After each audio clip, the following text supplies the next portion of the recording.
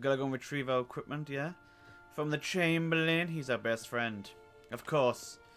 He's probably going all nice and clean for us. Ooh. A letter to Yennefer. I shall read. Yennefer, my dear friend. Thank you for your letter. Forgive me for not answering your earlier attempt to reach me via Megascope. I'm trying to limit my magic communication to the absolute minimum. One never knows who's listening, don't you agree? I'm delighted you have found a position at our gracious Emperor's court and wish you the best of luck in the search for his daughter. It is good to know that Enther's intentions for her have become more, how shall I put it, mundane. Perhaps in these circumstances an agreement regarding the lodge will prove possible after all? In response to your first question, I can state beyond all doubt that Ciri has not appeared anywhere south of the Yaruga. Believe me, I can recognize her magic signature in my sleep. I have not had any contact with Triss for a long time.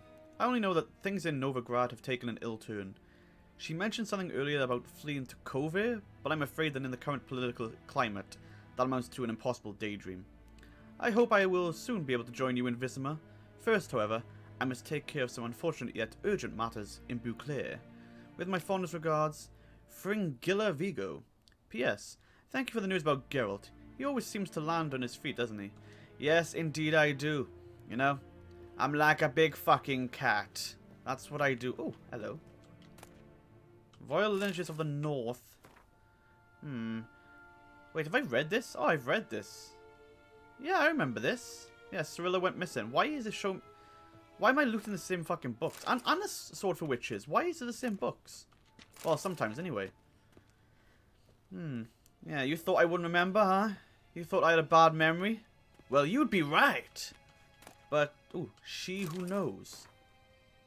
This is different. Oh, okay, there we go. Folks say they were four at first. The mother, She Who Knows, the Lady of the Wood, came here from a faraway land, and since she suffered terribly from loneliness, she made 3 daughters out of dirt and water. That's pretty sad. A long, long time ago, the mother was sole ruler of all of Velen. Her daughters brought her the people's request and served as her voice. Each spring, sacrifices of grain, animals, and men were made to the Lady of the Wood on her special night. Yet as the years passed, the Lady of the Wood slipped deeper and deeper into madness. Her madness eventually spread over the land. Men took to abandoning their homes and setting out into the bog, where they became food for beasts. Before long, Velen was drowning in blood. The daughters saw their land nearing destruction and took it upon themselves to save it. When spring came once more, and with it the night of sacrifices, they killed their mother and buried her in the bog. Her blood watered the oak atop Ard Curbin, and from then on the tree grew, wholesome and hearty, fruit for the people. As for the lady's immortal soul, it refused to leave its beloved land, and so the sisters imprisoned it. To this day, it lies trapped beneath the whispering hillock, where it thrashes about in powerless rage. Ooh, more yummy loot. Ooh, ooh, ooh. Human life requires 3 things for its sustenance: food, drink, and gossip. It is thus no wonder that no matter where I travel, be it icebound Porus or evergreen Torsent, everyone asks me about the passions that bind Geralt and the sorceress Yennefer of Vengerberg. As a man both cautious and discreet, I refuse to betray their secrets, with one important exception. The history of their first encounter is so extraordinary, so romantic and moving, that it would be a veritable crime to hide its light beneath a bushel basket. Indeed, had I not witnessed these events in person, I would never believe there was room in our grim and dark world for such fantastic marvels. It all began when Geralt and I were feeling a bit peckish and, unburdened by heavy coin pouches, decided to fish for our supper out of a lake. No bites were to be had, but we did not leave empty-handed. My hook snagged quite a lovely little pot. Oblivious to my friend's warnings, I opened it, and in doing so freed a powerful djinn. Without giving it much thought, I set about proclaiming my wishes. Before I could get to 3, however, the djinn, irritated, I see now in hindsight, at being issued demands so soon after waking, began to throttle me. Geralt was able to drive him off, but I was left in a sorry state. I acted, the Witcher told me later, as though under the influence of some curse. Clearly, the help of an expert in the magic arcana would be needed. It was our good fortune that Yennefer of Vengerberg happened to be staying in a nearby village. Geralt went to ask that she heal his best friend, who happened also to be the brightest star in the Norse poetic firmament. Yennefer, however, was more interested in the djinn, which she wanted to trap into magic servitude, than in its victim. And it should be said, played the Witcher like a well-strung mandolin. Yet rather than grow angry at being used in such a calculated manner, he fell white head over muddy boots in love with her. What happened then? Well, I won't go into details. Suffice to say that Yennefer's plans hardly delighted the Djinn, and without his cooperation she proved unable to tame it. The sorceress would surely have met a tragic end, and taken all of her Rind along with her, had Geralt not rushed to her rescue. For once, he did not need to draw either of his blades to send the Djinn packing. He had but to pronounce the third and final wish. He could have asked for anything: wealth, fame, power. But instead he asked the Djinn to bind his fate to that of the arrogant yet intriguing sorceress from Vengerberg. Love. To love is to build a house of cards, or play a game of chess. But one wrong word or ill-thought move, and you must start it all afresh. Tide. Whenever I watch the tide recede, cold curls of fear grip round my heart. Will the seas sneak back calm and sure, in the dark of night, as they have before?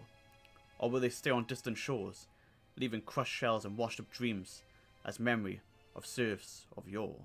From farmers and herdsmen, milkmaids to midwives, all the common folk of the continent whisper, sharing tales of a wraithly procession pounding across the sky.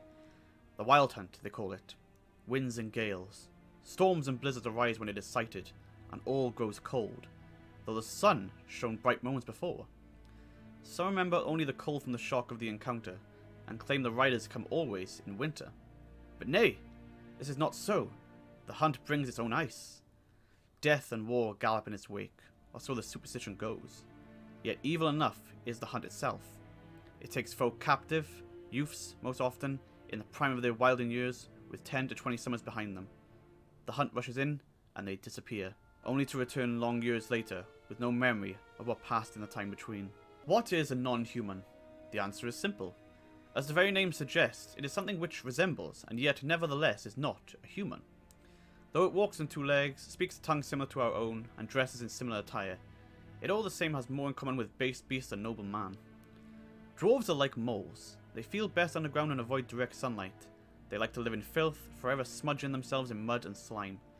They love everything that can be found within the earth: rocks, metals, minerals of all shape and colour.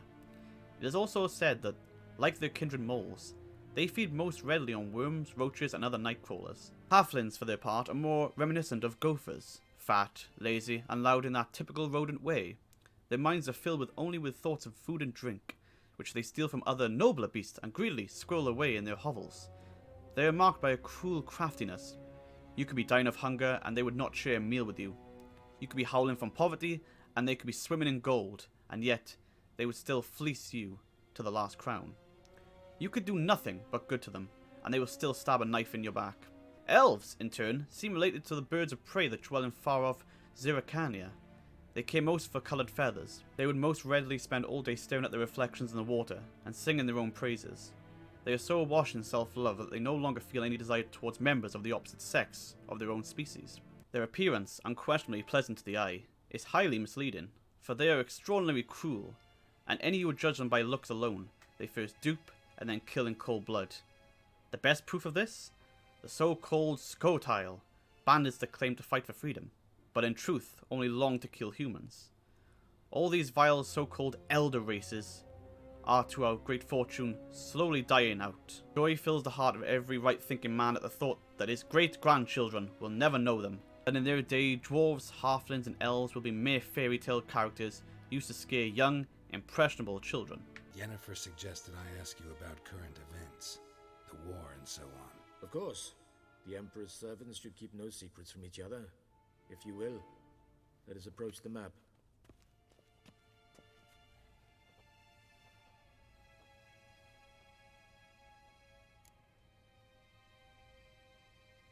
How's the war going?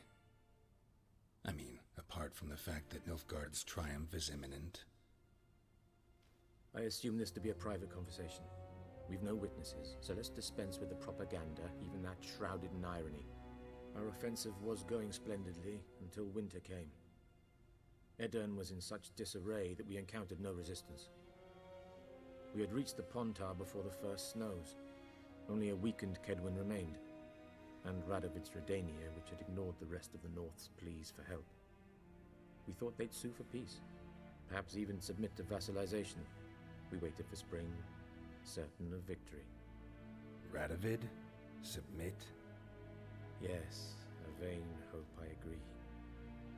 Radovid sent no peace envoys, nor did he advance on our positions. Instead, he trudged over the snow-bound Kestrel Mountains and attacked Kedwen, his ally. This attack took the Kedweni by surprise. They were still mourning the loss of their king.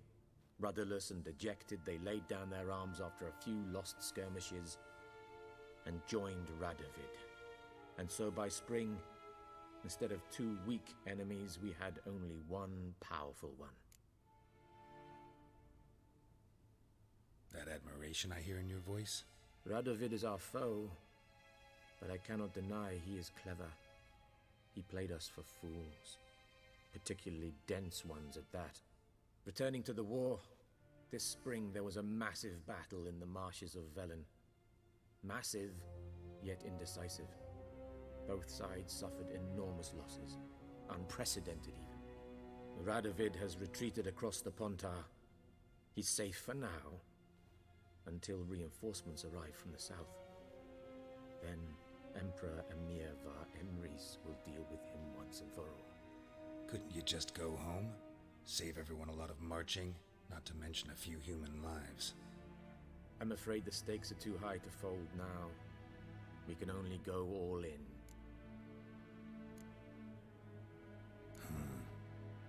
How do things look in Velen? As bad as ever, perhaps worse. This land never flowed with milk and honey, and now it flows with blood. Armies have swept through it several times, trampling fields, looting granaries, burning villages. Famine grips the populace. So how's ruling that earthly paradise going for you? Not well, to be honest. Our forces are spread thin as it is, and Velen is chiefly swampy forests that are difficult to control. We've had several patrols never return to their camps. Thus, we've temporarily delegated authority in this region to a certain Nordling, a former low-ranking officer in the Temerian army, one Philip Strenger, better known by his nom de guerre, the Bloody Baron. I advise you well. Avoid him. Any news from Novigrad? Is the free city still free? Yes, although everyone knows this won't last. Radovid is in Oxenfurt, and the Emperor is here in Vizima, at Novigrad's doorstep, both. And both require coin and ships, and Novigrad can provide these. Which is why the mood in the city is rather, well, on edge. Meaning? How do men deal with fear? They seek reassurance and scapegoats. The Church of the Eternal Fire understands this perfectly, and so it promises to improve the lives of its flock by pointing out the guilty. Who started the war? Who profits from it? Why, it's obvious. Mages, elves, dwarves, in a word, any and all deviants. I've been stationed in Novigrad for 13 years. First as a consul, then as ambassador. I've seen a great deal. Cruelty, cynicism, greed. But what is happening there now concerns me greatly. What's new in Skellige? Nothing. The islanders pride themselves on that, don't they? Doing everything according to tradition, as their forefathers did. And like their forefathers, they quarrel with each other, pillage, occasionally attack our transports. This is cumbersome, but nothing more. Skellige has always been a footnote to history, and so it shall remain. Sound awfully confident. What if King Bran manages to unite the Jarls? Lead all the clans against your fleet? King Bran is a feeble old man. From what I know, he barely remembers the names of his own vassals. Uniting all might prove difficult.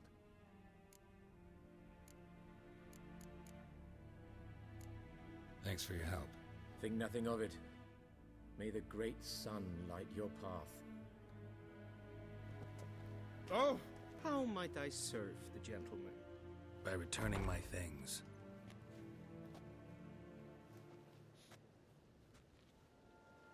Citrus and cloves. The fragrance will keep the gentleman's robes fresh somewhat longer. Thanks, bunches. The Emperor is not known for his patience. He wants his daughter back safe and sound, as soon as possible. Yeah, mentioned something of the sort.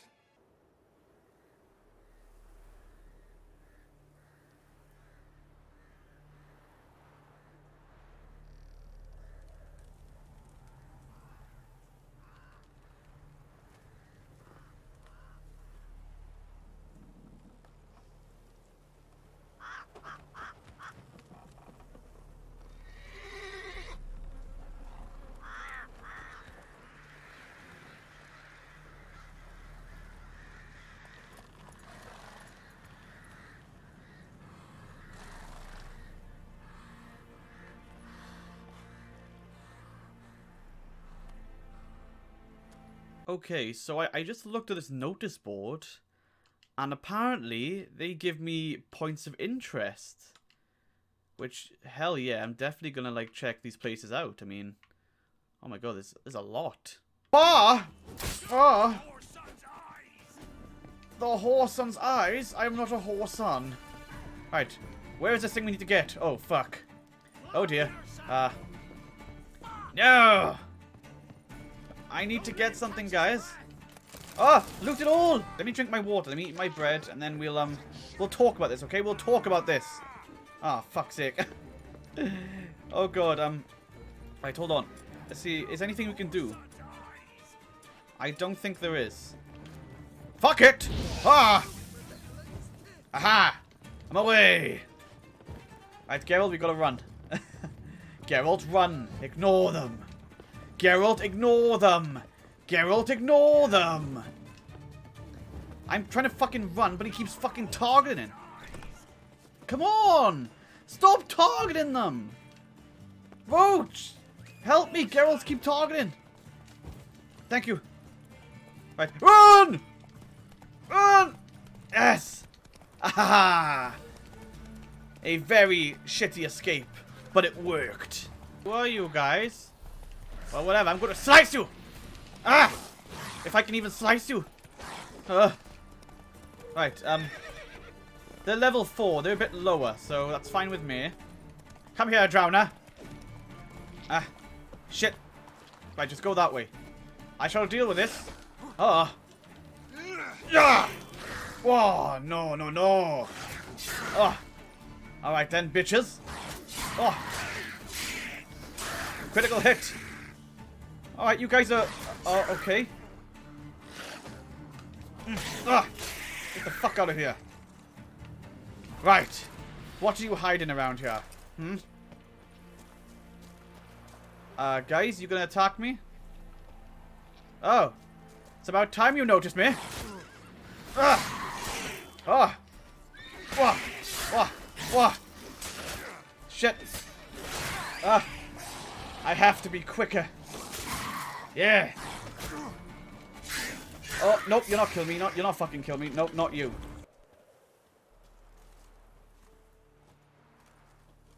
Well then. What the fuck? Wait, whoa, I didn't even do anything. Now I'm stuck? Are you kidding me? Guys, I didn't even do anything. And they're after me. What the fuck? Oh, this is just fantastic. Is it because I'm looting? Is that the reason why? Did you finally find out that I'm looting? Shut up, everyone. I just want to loot. That's all I want to do. Just let me loot. Shut up. Wait. How do I drive this boat? I'm out of here. Woohoo! Yeah. Oh, shit. Oh, damn it. It's fine, this boat still works, it's fine. Milatel, bless ye, Nittle. Listen, Nittle, that little case you gave me to transport, was there anything of value inside? Because thing is, I had a bit of an unfortunate work accident and, well, the blasted case fell into the water and I couldn't spy it for the life of me. I tried to fish it out, but some devil must live on the bottom there, because every time I tossed my net, I'd catch a snare. Maybe there's, I don't know, some way I can repay you? A discount on your next shipment, maybe? Sincerely, Willage. There is a quest. Oh my god. A quest indeed. I must find it. Oh, there it is. It's right there. How can you not fucking see that? I mean, come on, man. It's quite obvious. Ooh. I found a relic and some hunting trousers. Roach, come here. Get away from that drowner. Roach? Roach! Get here at once. It's level 10. We're not supposed to be bothering it. Wait. I think it's stuck. Ah! We might be in luck. Okay, Roach. Right, stay here, just in case it gets unstuck. Right, stay there, stay there. What the fuck? Oh god, it's unstuck. Roach! Roach! Roach! Wait, who needs help? You? Oh, you've caught yourself with the drowners, have you? Okay, then I will help. Hold on. Ah! Fuck off! Ah! Ah! Ah! Hold on. Right, protective shield! Yeah! Take that! Unbind me before the next ones come. When they come, I'll tend to them. Meanwhile, let's you and me chat. Like to know who I'm untying. John Verdon. Served in the 10th Maribor Division. Long way from your army. The army don't exist no more. Black One smashed it to bits. I scarpered off into the woods just before that happened. Joined a group of refugees. Fucking bursting with patriotism they were. Soon as they learned I'd abandoned Temeria in her hour of need, they beat me down. Tied me up like a turkey, left me to the drowners. Fine, I'll help. Oh, thanks. For a minute there, I was almost sure you'd leave me to die. I'd like to thank you somehow, but I've not a chip crown to my name. Tough. I'll take the loss. Thanks, Witcher. May you prosper on the path.